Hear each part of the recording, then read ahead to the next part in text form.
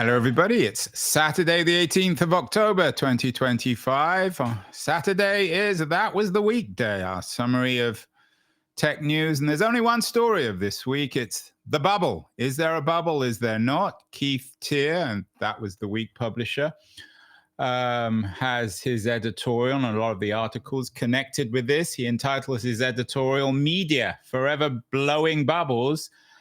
Keith, are you suggesting that the idea of a bubble is the invention of the media, that you're blaming the media for all this bubble fetishization? It's the invention of what in modern parlance you would call mid-thinkers. It's basically mid-thinkers. Mid-thinkers. What does that mean? You know, you're not familiar with how the youth talk these days, Andrew. Mid means not the brightest, and that's what we've got here. Obviously, superficially, it's really easy to correlate lots of money flowing with the word bubble, and as a knee-jerk reaction, I would imagine a lot of people empathize with that, but it betrays a more fundamental examination of what's actually going on here. That's the point. And so the media, because it's focused on short-term readership or listenership or viewership, obviously seizes on headlines that attract attention. And its job is not to really understand. Its job is to sell. Yeah, I think that's I mean, you probably won't come as a surprise to you. I think it's always easy to criticize the messenger when you don't like what you're hearing. Firstly, I mean, there are lots of voices in the media who agree with you, who don't believe it's a bubble. So the media is not united. And in fact, your content this week on That Was the Week points to that. There are lots of people who are ambivalent. There are lots of people who are skeptical. There are some who believe it's a bubble. Some believe that it's a kind of bubble. So blaming everything on the media and what you call mid-thinkers, whatever that means, is absurd. Well, I don't think I'm blaming them. I think I'm describing a phenomenon. I don't blame them. In fact, the opposite. I explain why it's their job to do exactly that. But they, I mean, who are they? The media. I mean, there's so many different forces within the media. There's bloggers. There's people on Substack. There's everyone on YouTube. There's the TikTok crowd. I mean, there's traditional media: New York Times, FT, Wall Street Journal. What media are you talking about? Well, maybe I'm mistaken, and I am generalizing, so you're right to accuse me of that. But as I think about what I saw last week, even though you're right that as the newsletter shows, I created a whole section called Bubble ? Because there was so much of it. I was pinging you every minute of the day, I think, this week. You and I have had a back channel conversation or debate about it over the last week. So this is dominating. I mean, you're right on this, that it is indeed dominating media, but that's what people want to read about, and it's important as well. I mean, yeah, but I mean, what I tried to do is use that as a canvas to actually talk about the real issue. And I start by making a point. I don't know if you'd agree with this point, but I make the point that all progress since the Industrial Revolution and even before comes from speculation investing in scientific breakthroughs. Almost everything we... Yeah, and I think there are two debates here. I don't think anyone would disagree with that. And I think even those people who believe in bubbles wouldn't disagree that innovation comes from speculation and technological change. No one's debating that. And most people who believe that there is indeed maybe an AI-generated bubble are not necessarily AI skeptics. Most people would agree that in the long run, this is profoundly going to change everything. But we're talking about a short-term financial threat of Wall Street being radically overpriced and there being some sort of sharp correction. I mean, that's the issue, isn't it? Actually, nobody is arguing that there's overpricing. The only debate is if there's overinvestment, but nobody's arguing that the prices being paid are too great. Typically, it's about 15 times revenue being paid, which is, by historical standards, pretty normal. Right, but Gillian Tett, who, I mean, she's a journalist, I guess, but one of the most respected financial journalists, asked if it's a Ponzi scheme. and she notes that the 10 loss-making AI startups, OpenAI, Anthropic, XAI, etc., now command a collective valuation of close to $1 trillion. So, I mean, that is a credible question to ask about whether these startups are overpriced. Right. So let's talk about that. Let's spend a few minutes and talk about that properly. She talks about a Ponzi scheme because she's part of this narrative that there's a no, hold on. Let me just be fair to Gillian. She's not saying it's a Ponzi scheme. She just, the first line of her piece in the FT is this just a Ponzi scheme ? And she doesn't actually believe it is one, but go on. Well, so, but let's just, let's acknowledge that the idea that it is a Ponzi scheme has been widespread this week, mainly focused on this concept of round tripping. That is to say, NVIDIA is giving OpenAI money, OpenAI is giving NVIDIA money, and so on and so forth. Right. And so, can I just jump in here? Well, I take your point, but I haven't said anything yet. No, but you have to distinguish between what you call the round tripping of improving or increasing the value of these companies versus the Ponzi scheme of AI in broad terms. But anyway, go on. Yeah, well, actually, they're correlated. So if we describe the entire thing, let's start with, where does the money come from? The answer is investors. And so the next question, well, which investors? And the answer is huge venture capital firms, private equity funds, pension schemes, and the like. And it's a lot of money. Most of the money coming into AI is speculative investment money.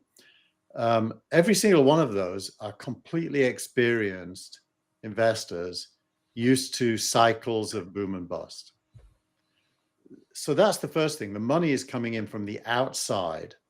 It's not self-generated. Right, so I take that point, but as you say, I mean, there's speculative money. I mean, people. Wait. The second source of money is revenue. I don't know if you've looked at NVIDIA's revenues recently, but they're massive. It's the biggest revenue any company's ever had. OpenAI's revenue set to be. Say that again. The biggest amount of revenue we've ever seen from any company in history. From a single company, and the rate of growth. Can you give me a number? That sounds. I can, yeah. You want to focus on. No, but you just said something that NVIDIA is producing more revenue than any other company in history, and I'm just curious what the numbers are.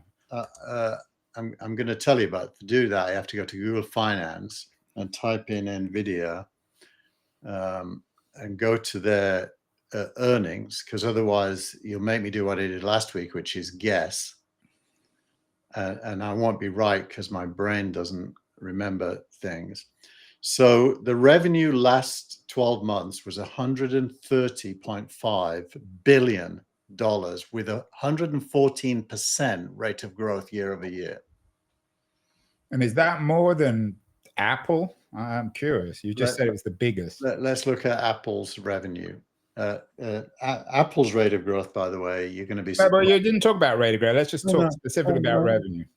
Apple's revenue is $94 billion. Okay, so you were right on that. So okay, so I take your point. Go on. So actually, I'm wrong, Andrew. That's quarterly. Let me just click on it. Quarterly, in other words. Actually, Apple's revenue, and Apple is worth a lot more. Apple's revenue was $391 billion, but only a 2% rate of growth. Yeah, but you can't wait. It comes back to this point. You said, "Oh, NVIDIA has the largest revenue in the history of capitalism," which is wrong. But anyway, go on. Yeah, but it doesn't really change the point. Yeah, but don't say things that aren't correct, because otherwise it just fogs the issue. We have more bubbles. Andrew, humans always say things that aren't correct. It's good that you're here to correct me. Exactly. But you're lucky to have me. Go on. But the main point is that markets pay for the future, not for the present. So if NVIDIA has 130 billion of annual revenue growing by 114% a year, and Apple has 391 billion growing by 2% a year, the markets are going to value Nvidia above Apple, which they do, by the way. Nvidia's market cap is higher than Apple's because it's all based on next year's revenue and the year after that. Right, but nothing can be guaranteed. But anyway, go on. And so, but back to the core issue: where does the money come from? A lot of it comes from revenue. And so the idea that there's this closed ecosystem and that it's a Ponzi scheme because people are investing in tulips isn't true. Yeah, but you're creating, again, straw man. No one's saying that it's like the tulip boom. No one's saying it's a Ponzi scheme. We're just... Some people are saying. Well, yeah, but that's I'm not interested in that conversation. It's pointless. Let's talk about whether or not the markets are in a situation that make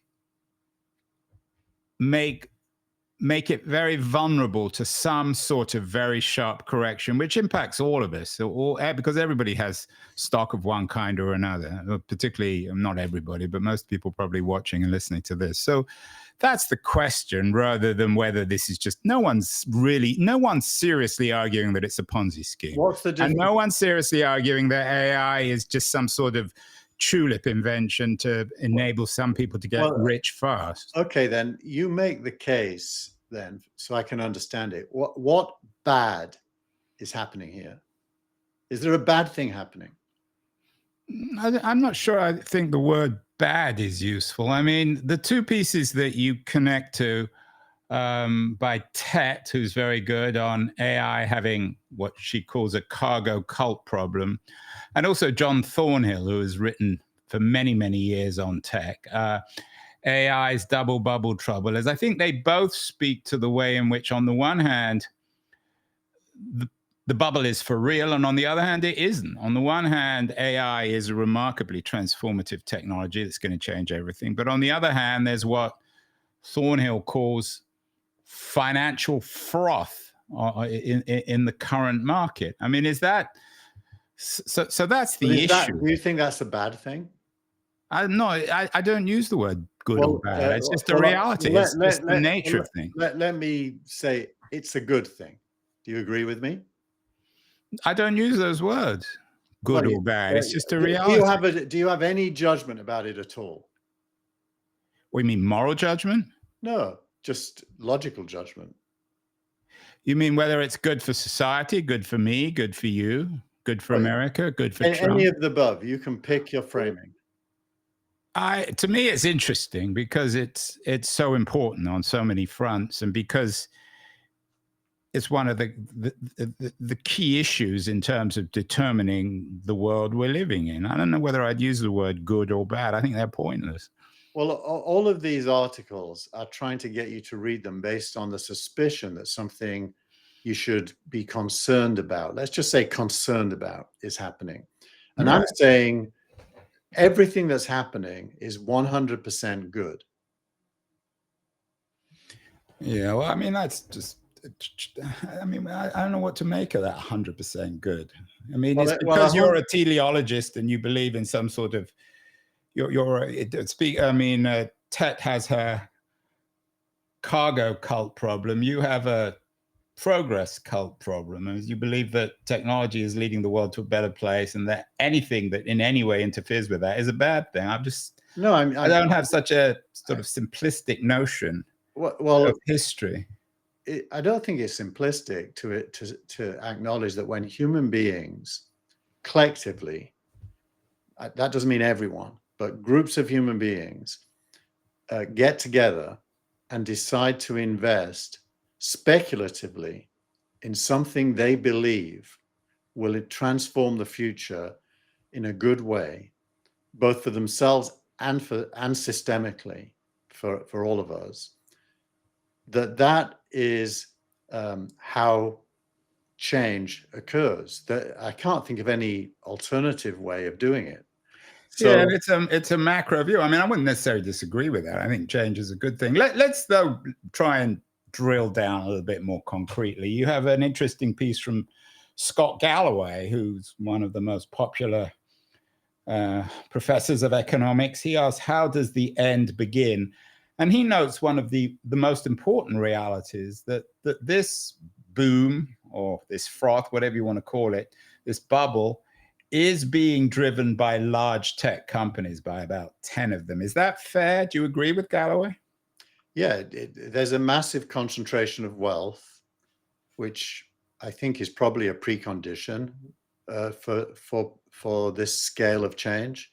There's a massive concentration of wealth in the hands of a small number of both companies and investors, driving a belief that we're on the cusp of life-changing developments. Right, although I'm not sure.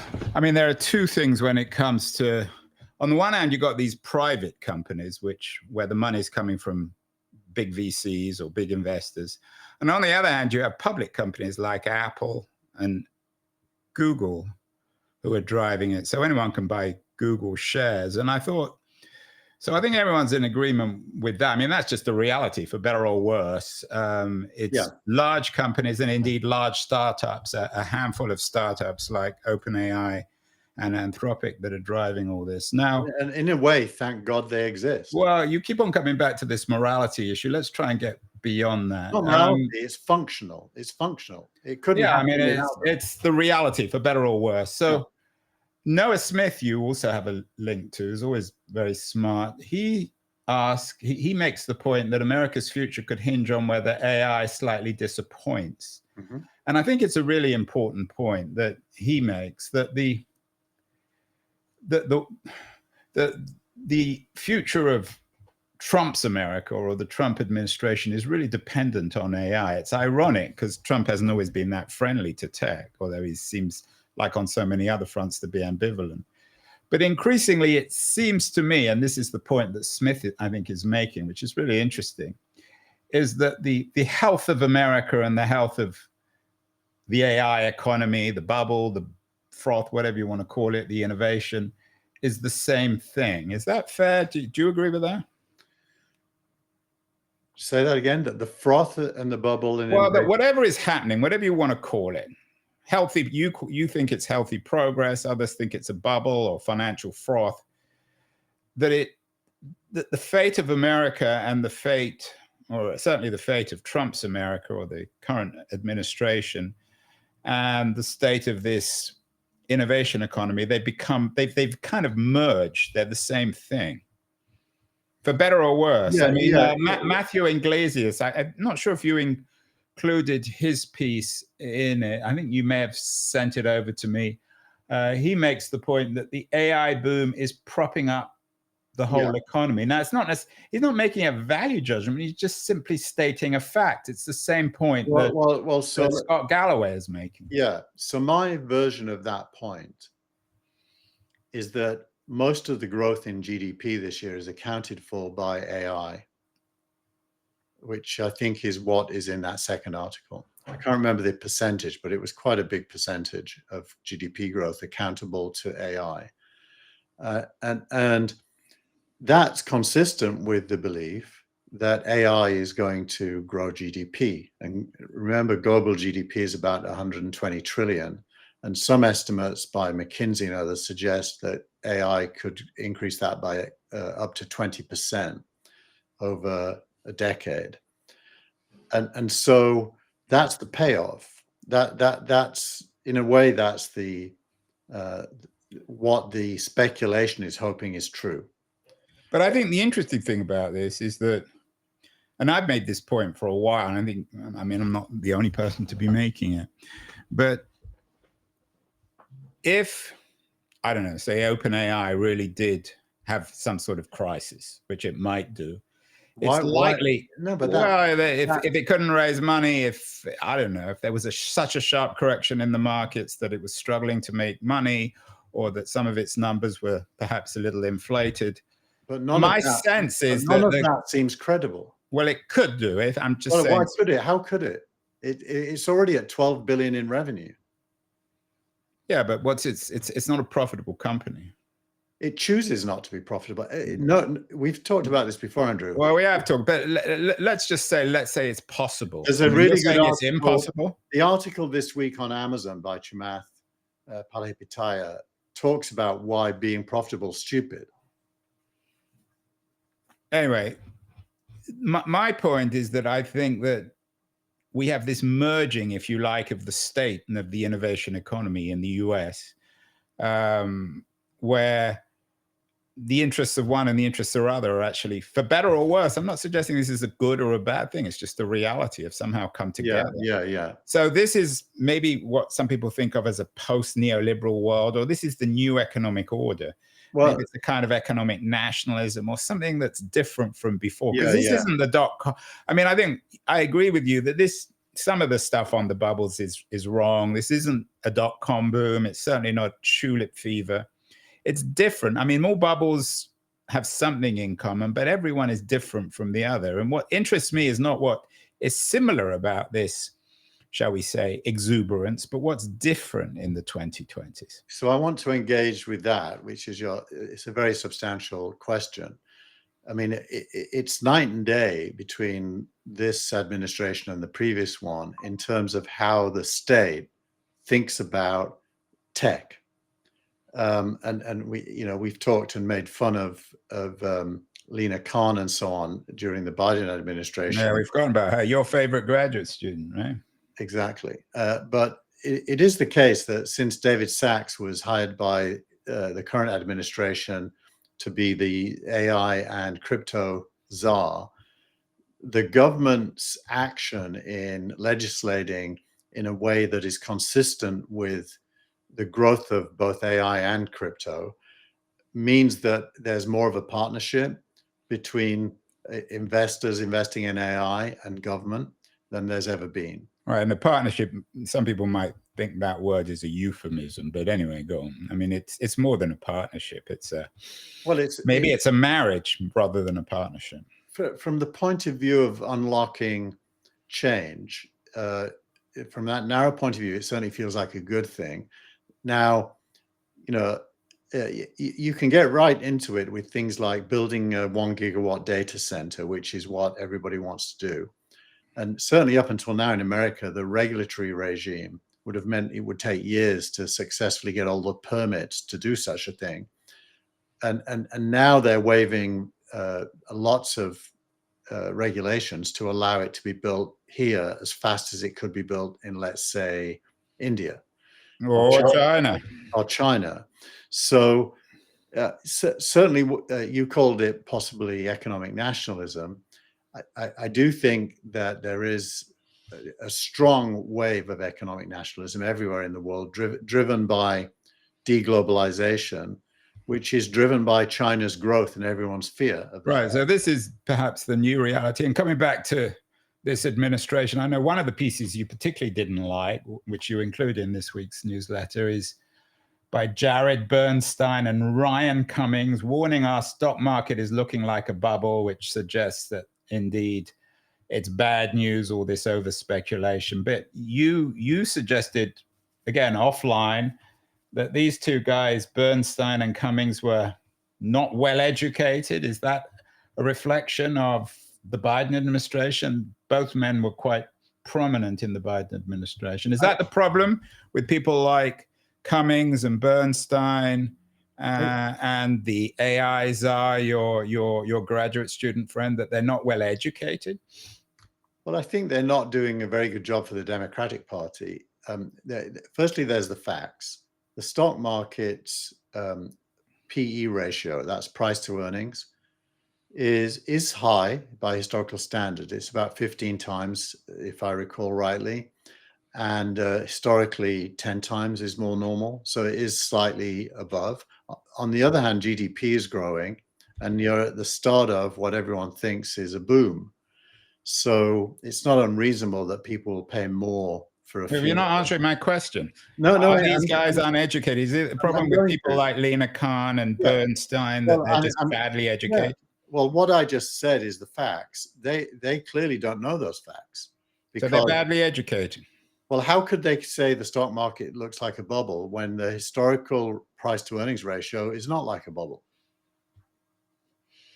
I know I have to get them on the show. And Gillian Tett makes this point. And I'm quoting her. I think her piece actually is the best piece of the week. AI has a cargo cult problem. The headline actually gives the wrong view. It's not that kind of piece. Maybe we can blame the headline writers at the FT. But she makes the point that, and I'm quoting her, it's possible that the only way American capitalism can ever amass the scale of investment needed to create this type of ambitious infrastructure is via such manias. So this is the argument that she's heard being made in the White House. And I wouldn't disagree. I mean, you and I think, would probably agree. I strongly agree with her, although I don't think it's a mania, so I wouldn't use that word. But the only way American, and not just American capitalism, any capitalism can make this kind of investment is by deciding to. Although I'm not sure if do you think they sit around I'm not sure about Trump, but his economic people, they sit around and think, this is what we want to do? It isn't Trump, because Trump isn't making the investment. It's actually a whole bunch of other people. I would strongly encourage everyone listening to watch a bunch of podcasts like BG2, which is Bill Gurley and Brad Gerstner, or the All In podcast, which has Chamath and David Sachs and Friedman, and the Harry Stebbings 20 VC, which has Rory from Scale VC and head of SASTA on. All of them are discussing how much should be invested, at what pace, with what pricing. It's fantastically thoughtful, and it's disparate groups who act independently, but at the end, they're all doing the same thing, which is diving into this new possibility. And that's the media for you, Keith. That's the thing that you don't like. Tet, again, she concludes by suggesting that whatever you want to call it, bubble, exuberance, that something's going to change. And she talks about a number of different causes. She talks about rising interest rates, supply chain disasters, an energy crunch, new innovations like neurosymbolic AI that leapfrogs the transformers. This is something that Gary Marcus has often talked about. Or just cheaper versions of existing AI like that from DeepSeek. Are any of these scenarios real, Keith? Leave it on the screen for a minute, and let's go through them one by one. Firstly, interest rates are falling. Yeah, but at the moment, well, all predictions are that because the labor market is not growing, that interest rates have to keep falling. It's one of the two Fed targets. And by the way, inflation is what appears to be under control. So so we've knocked that one off. Supply chain disasters. This morning, I don't know what that means, actually. Well, I'll give you one example. This morning it was announced that Tesla has ordered parts for 180,000 humanoid robots. And it previously ordered a doubling of its Grok data center. It doesn't seem as if there's any supply problem. Okay, well, the energy crunch is a little bit more concerning, because the amount of energy needed is far beyond the current energy levels. And so you're relying on slow-moving innovation in either nuclear, fission, or fusion. Right now, only fission is realistic. And so energy is a real one. I don't think that leads to and the markets are addressing that. A lot of these supposedly circular deals are energy centric, one way or the other. New innovations and leapfrogging transformers with cheaper AI is definitely going to happen, but everyone benefits from that. It means actually the scale of innovation can decline, but the outcomes can accelerate. I don't agree with that. I mean, I agree that it's probably going to happen, but I'm not sure it benefits everyone. If the price comes down radically, then the business models change as well, don't they? Well, not really, because the whole business model of AI, at least if you believe open AI, is it's free for consumers. And so you want to use, is it? Absolutely. That almost everything OpenAI produces can be used. But you're always citing their revenue as being proof that they're a viable business. How else are they going to make money? Well, because that money is not coming from the average consumer. Like in my household, Jenny doesn't pay, my wife doesn't pay for OpenAI. I do. Why? Because I want access to the latest things to test them. And Okay. she's happy to use the free Okay. one. So basically, you're writing off all these scenarios. You're saying none of them are realistic.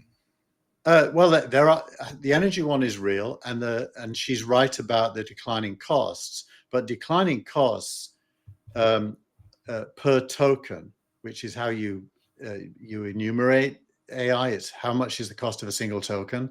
That's real, but the number of tokens consumed is rising even faster than the cost is lowering. So the total consumption is going up, and the revenues Yeah, I are. mean, my sense. So my sense is there could be some sort of black swan moment, a war, some sort of environmental catastrophe. So it's hard to tell. I mean, so you don't believe.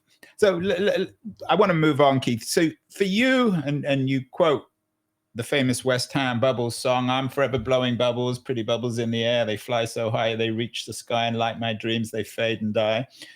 You don't believe it's a bubble. You believe that this exuberance or this economic vitality, whatever you want to call it, is not only for real, but somehow inevitable. There's not even going to be a slight correction, you don't believe? Actually, I totally think there'll be corrections, lots. I just think the net result is systemic uplift. Yeah, but the net result is, it's like ultimate long term. Let's talk about the next year or two. When we're here in a The year's next year, time. I don't really care about the word bubble, to be honest, Andrew. I don't Well, like you're it. the one who introduced it. You put it Well, in your title, Forever Blowing Bubbles of Media. and who encouraged me to do that? Don't blame me, blame the media. It's the So, media's fault. I don't mind the word bubble. I just don't like it being used in a pejorative. Because I don't think it's a bad thing. I think it's an inevitable necessity to major change. Okay, but answer my, I know you, and you keep on repeating yourself on that. I take your point, but in the next, I don't know, in a year's time. Nothing bad's going to happen for the next 2 years. Okay, well, It, we will see. Nothing bad is going to happen for the next 2 years. Bad meaning a sharp economic correction, a fall in the market. completely the opposite. It's going to be a bull market.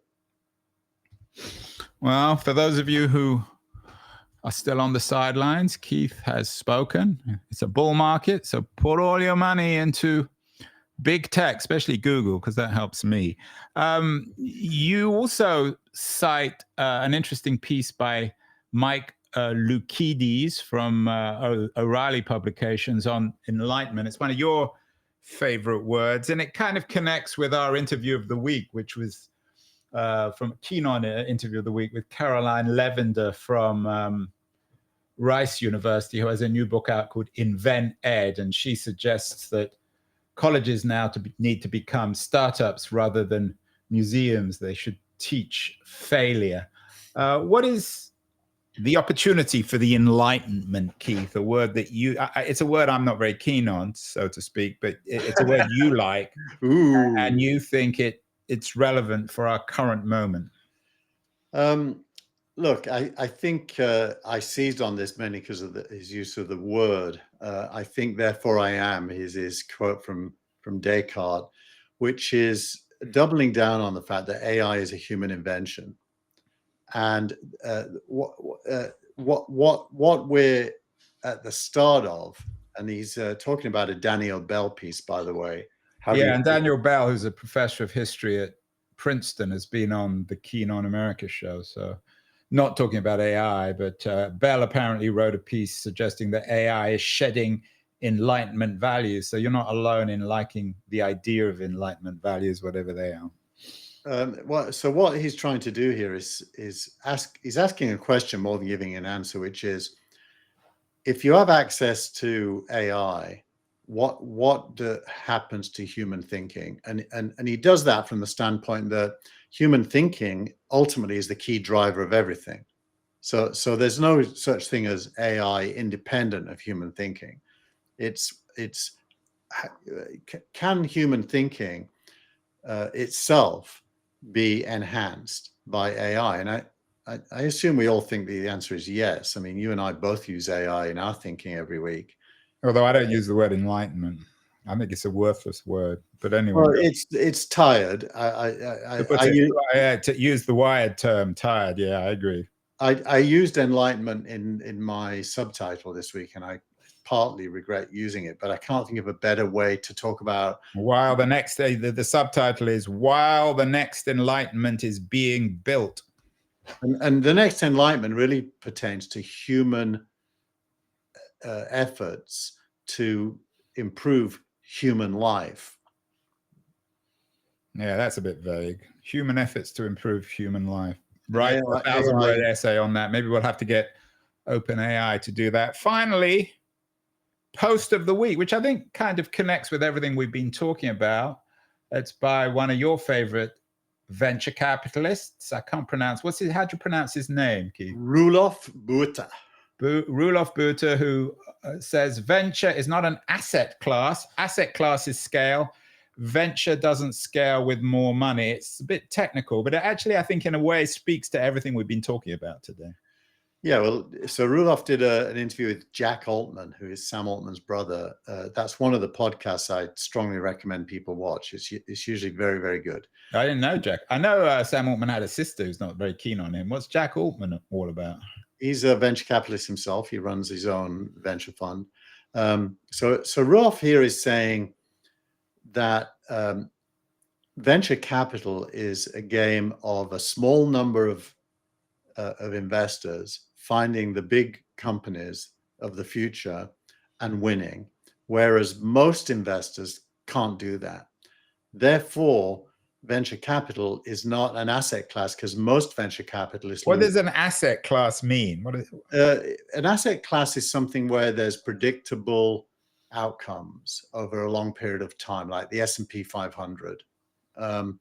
Whereas venture capital, he makes one, it's more like gambling, because unless you're in the small number of funds that win, you're going to lose your money or a lot of your money. So therefore, it's not quoted there, but he makes a subsequent comment, which is you'd be better off investing in an index, which of course was music to my ears because of Signal Rank. So what it comes down to is he's saying too much money is chasing the number of companies that can become the big winners. There's way more money than there are winning companies. Therefore, most of that money is going to be lost. And he's right, but that's normal. That's venture capital has always been like that. Yeah. So that's an important point. So, but is that the reason ultimately to believe that what's happening now isn't that unusual? It's just the nature of things. It's the nature of an economy where technology is changing dramatically and there's a lot of investment money. Yeah, I mean, if you look at the history of venture capital, as a whole, it makes money, but the number of funds inside it that make that money is the top 10%. So 90% of venture funds don't make money, or make only a tiny amount of money.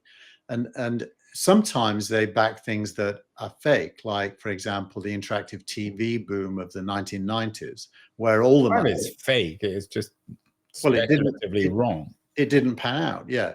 Other times they back things like the internet that does pan out, and mobile also panned out.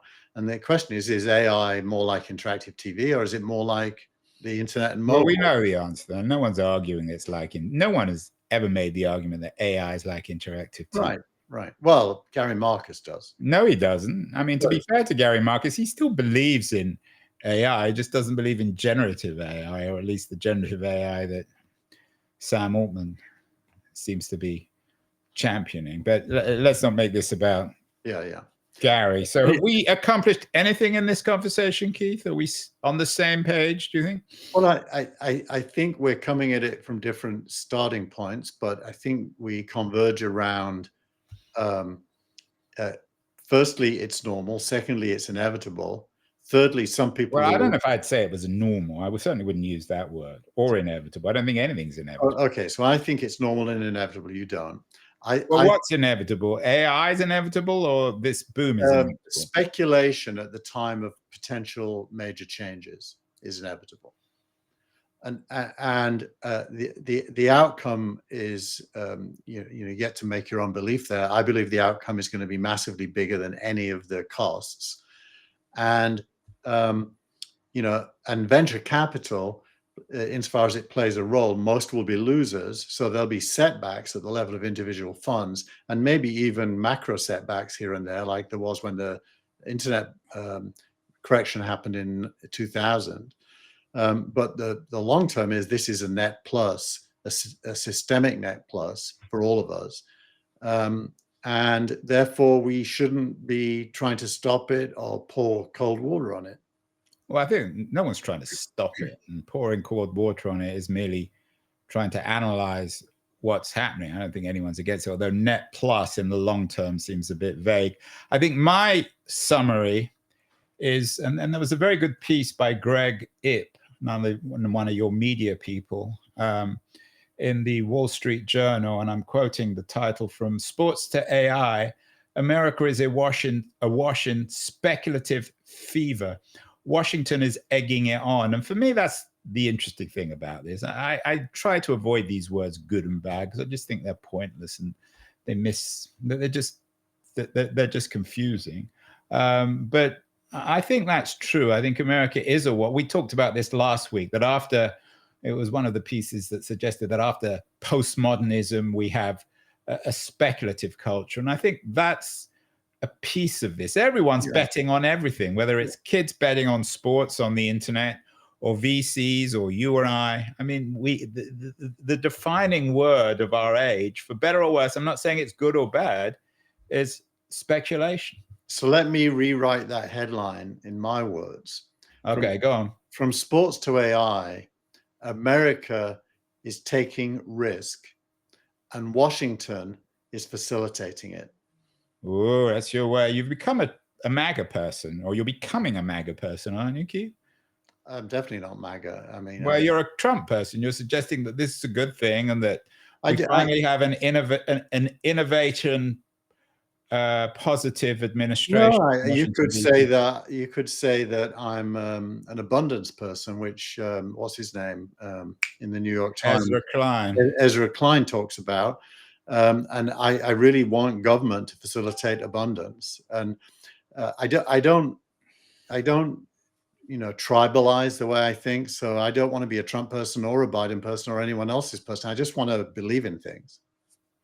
Well, Keith wants to believe in things. I want to understand things. Interesting conversation. I'm sure we will come back to it, Keith. Neither of us will forget what the other person said. There'll be lots more to talk about next week. I'm actually interviewing Tim Wu, who has a new book out on platform economics. I think that'll be an interesting conversation in the upcoming week. I'm also interested in the Trump administration's relationship with crypto. I think that's an important piece. So lots to talk about. We will talk next week. Keep well, Keith. Keep speculating. Keep booming and bubbling. We need you. Thank you. You're welcome. Wish I had more money to speculate.